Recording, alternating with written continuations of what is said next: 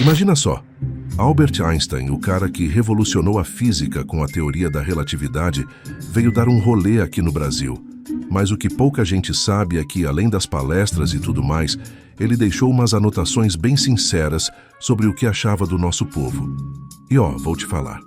A sinceridade dele era um tanto quanto duvidosa. Em seus diários de viagem, ele descreveu os brasileiros como fofinhos e, pasme, chegou a comparar a galera com macacos. Bizarro, né? Agora, o mais interessante é que Einstein não fazia ideia de que essas anotações iam ser publicadas. Ele simplesmente escrevia o que vinha na cabeça, sem filtro. Então, por trás da figura pública, progressista e humanitária que a gente conhece, rolava uma versão bem menos cuidadosa. Ele falava de um jeito que não mostrava nas entrevistas, o que só foi descoberto porque em 2018 o historiador Zeev Rosenkranz resolveu lançar um livro com essas anotações de viagem. E olha, não são poucas as revelações chocantes. O que o historiador deixou claro é que tem uma baita contradição entre o Einstein das declarações públicas, sempre pregando tolerância e igualdade, e o Einstein dos diários, que soltava preconceitos e estereótipos sem pensar duas vezes. Um exemplo disso é a opinião dele sobre os japoneses, que ele considerava gente legal, educada e positiva. Mas quando falava dos chineses, o tom mudava completamente. Ele os via como gente trabalhadora, mas asquerosa e obtusa. Pois é, o gênio não tinha papas na língua.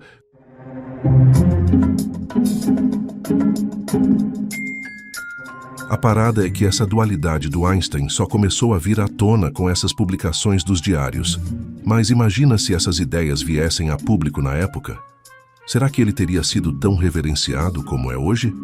E mais, será que esse tipo de opinião influenciou a maneira como ele via o resto do mundo? Tem mais coisa nessa história que ainda pode te surpreender. Bora descobrir? Em março de 1925, Einstein embarcou para um rolê que era totalmente novo para ele: a América do Sul. O cara nunca tinha pisado por essas bandas e, apesar de não parecer, tinha vários motivos rolando na cabeça dele para pegar o navio. Desde coisas mais pessoais, tipo dar um tempo de Berlim, que não tava lá essas coisas na época, até questões mais científicas, como expandir o conhecimento sobre a famosa teoria da relatividade. E claro, em todas essas anotações, ele sempre deixava umas impressões sinceras dos lugares por onde passava. Mas ele era direto e conciso, não ficava floreando muito as coisas. Boa parte dessas anotações que Einstein fez eram para ele mesmo, tipo um diário pessoal que ele queria compartilhar depois com a esposa Elsa e a filha dela, Margot. As duas ficaram em Berlim, então ele queria guardar uma recordação para mostrar como tinha sido essa aventura. O mais louco é que, mesmo sem as duas por perto, ele se permitiu formar opiniões bem fortes sobre os lugares por onde passou. Alguns ele amou, outros nem tanto. Mas o que sempre chamava a atenção dele era a geografia e a natureza deslumbrante que encontrou na América do Sul. E você aí, achando que ele só ligava para equações, né? Agora, sobre os 3 países que ele visitou por aqui, Einstein formou umas opiniões bem diferentes. Mas, sem dúvida, a beleza natural sempre era um ponto que o impactava. Dá para imaginar o gênio se impressionando com as paisagens brasileiras? Quais serão as impressões que marcaram tanto a viagem dele por aqui? Bom, você vai ter que continuar para descobrir. Einstein passou pouco mais de uma semana no Brasil e, apesar do pouco tempo, ficou completamente de boca aberta com a majestade da nossa paisagem e vegetação. O Corcovado e o Pão de Açúcar foram 2 dos pontos turísticos que mais chamaram a atenção dele. Imagina o cara que entendia tudo de universo, gravidade e física, boquiaberto com as montanhas e praias cariocas. Não tem como não se encantar, né? Além disso, ele ficou fascinado com o que chamou de mistura racial, elogiando a diversidade étnica que encontrou por aqui. Mas claro, como tudo em Einstein, isso também tinha uma pegada controversa. Além das belezas naturais, algumas figuras também marcaram a estadia dele por aqui, como o médico Antônio da Silva Melo e o psiquiatra Juliano Moreira. Esses dois realmente impressionaram o físico, e ele fez questão de registrar isso em suas anotações. Mas o resto da galera, bom, aí a conversa muda. Em uma parte do diário, ele escreveu uma frase que deixou a gente de queixo caído. Aqui sou uma espécie de elefante branco para os demais, eles são macacos para mim. Forte, né? As impressões que Einstein teve do Brasil e da nossa população são cheias de camadas e complexidades, mas essa frase aí pesou. O historiador Zeev Rosenkranz explicou que essa visão do Einstein sobre o Brasil quase desumaniza os brasileiros. Quando ele se referia às pessoas como macacos e fofinhos, rolava uma mistura de afeto e superioridade. E essa história de chamar de macacos tem um peso ainda maior no contexto histórico e linguístico.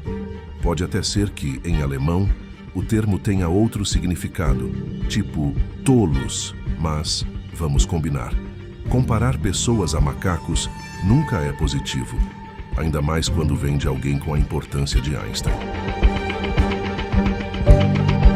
Outra coisa curiosa sobre o Einstein é que ele acreditava no chamado determinismo geográfico, uma teoria que diz que o clima afeta as habilidades cognitivas das pessoas. Ou seja, na cabeça dele, quanto mais quente ou úmido o lugar, mais suavizada seria a população. Ele já tinha falado disso antes, quando passou por Ceilão, hoje Sri Lanka, e trouxe essa ideia para o Brasil também. Na visão dele, o calor e a umidade do nosso clima prejudicavam a capacidade intelectual da galera. Pode parecer loucura hoje, mas era o que ele pensava naquela época. Será que isso mexeu com a forma como ele nos via? Quando o livro de Rosenkranz foi lançado no Brasil, o historiador contou que as reações foram bem intensas. Muita gente ficou ofendida com essas expressões de paternalismo e superioridade. E olha, eles tinham todo o direito de se sentirem assim. Afinal, ser chamado de fofinho ou macaco por um dos maiores gênios da história não é exatamente um elogio. Einstein chegou aqui na América do Sul com uma visão bem particular do mundo. Ele vinha com aquela mentalidade centro-europeia, cheia de paternalismo, superioridade e, não vamos negar, uma boa dose de arrogância também.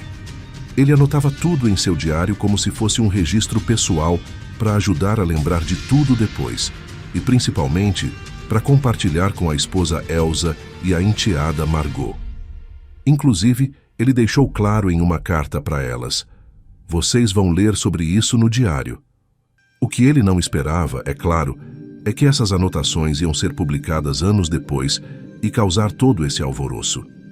E, mesmo com toda essa polêmica, você sabia que Einstein acabou se tornando um baita ativista contra a discriminação?